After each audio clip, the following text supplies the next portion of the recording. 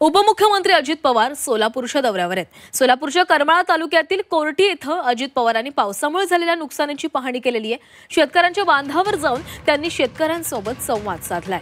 अजून 2 दिवस मुसळधार पाऊस होण्याची शक्यता आहे, त्यामुळे प्रशासनाने शेतकऱ्यांना सतर्क राहण्याच्या सूचनाही दिल्यात। नुकसान मोठं असून पंचनाम्याला वेळ लागेल अशी प्रतिक्रिया अजित पवारांनी दिली आहे।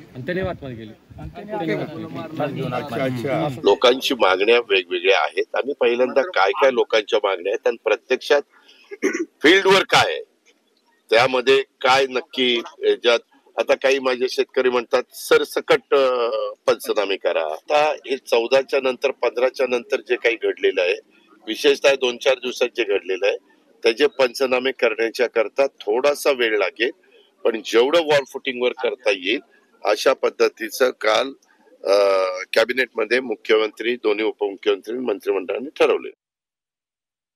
इथं जरा आम्हाला पंचनामे करण्याच्या करता थोडंसं वापसा आला पाहिजे।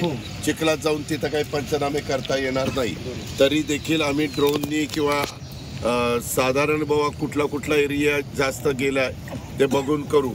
आमचा काल निर्णय झालेला आहे की तातडीनं पंचनामे करायचे। तुम्ही त्या बातम्या वाचल्या की तुम्ही म्हणाल तातडीनं करायचे म्हणायचं, अजून कोणी येतच नाही। आधी पहिल्यांदा आता जसं गावकऱ्यांनी सांगितलेलं आहे की बाबा दादा हे तलाव फुटेल, त्या तलावाला जरा धोका निर्माण झालेला आहे, तो पहिल्यांदा दुरुस्त करा। अशा गोष्टी आपण पहिल्या करण्याचा प्रयत्न करू। जिथं कुठं अजून एखादं JCB पोकलँड लावून पाणी काढून द्यायचंय त्याला आपण प्राधान्य देऊ आणि मग ते तुमच्या ग्रामपंचायतीचं झालंय त्याचा पंचनामा करू।